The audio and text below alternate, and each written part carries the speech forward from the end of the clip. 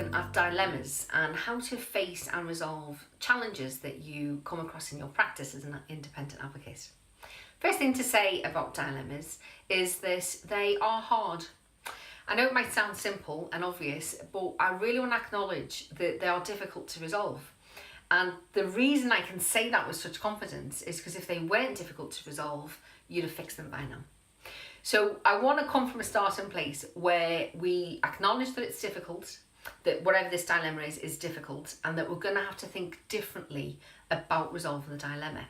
So if you think about our brain, and our brain contains all this life experience and our values and our attitudes and our knowledge. If we had the answer to the dilemma, it would be in our brain. So let's kind of imagine that's a comfort zone. That's our comfort zone of experience and values. The answer to a dilemma is always outside your comfort zone.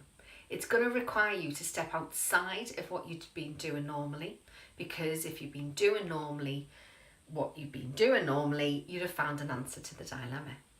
So we're going to think differently, going to think creatively, and that's what's going to be a bit tricky. It's going to feel a bit uncomfortable, but it's the only way to tackle dilemmas and practice challenges.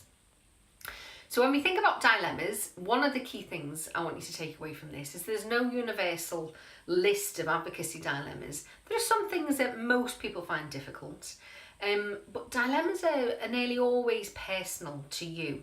So what you find difficult, I might not find difficult, and equally what I find difficult, you might not find difficult. So if you think about endings, and when it comes to end the relationship, you might get one advocate who finds that really difficult. Finds it difficult to let go, feels that they might be walking away and leaving somebody in a vulnerable position, and misses that person, has grown to like them, has grown to share an important part of their life, and they don't want to end. The next person, another advocate, comes along, says no, endings are fine. In fact, we're preparing for endings from the very, very beginning of the advocacy relationship.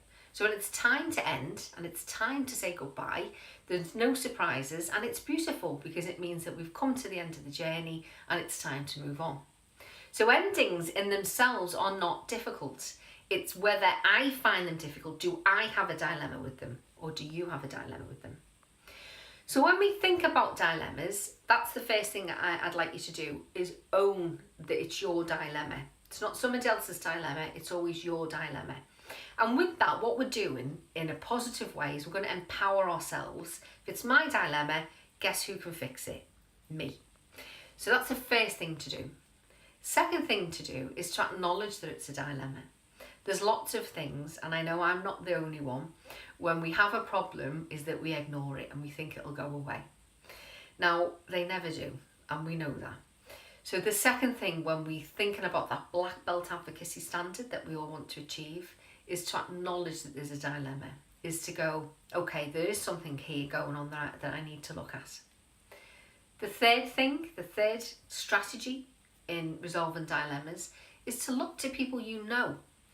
So look to your team. You will be surrounded by your peers and management, and go to them, talk to them about this dilemma. Find out if other people have had similar feelings and experiences, and ask them what worked, because you might just learn something or get an idea that pushes that comfort zone somewhere a bit different that you didn't expect.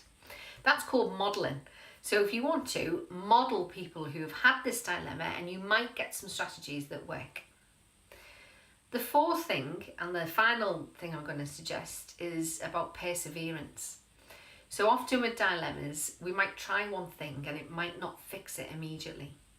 So as an advocate, we've got to develop that tenacity to keep going and keep pushing that dilemma and thinking of different, alternative, creative ways to fix the problem.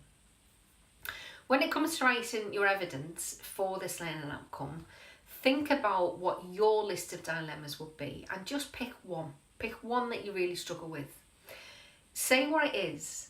But I've got to be honest, as assessors, we're less interested in what the dilemma is and much more interested in how you are approaching that dilemma. What's your thought processes and feelings behind dealing with that dilemma? So whether that's making unwise decisions, or whether that's endings, or whether that's conflict when you have to challenge a decision, or whether that's getting confidence with using legislation, whatever it is less important to us than how you're approaching that. So think deep, think about your dilemmas, get those self-reflections down at the end of the unit, and talk to your assessor if you need a bit of support.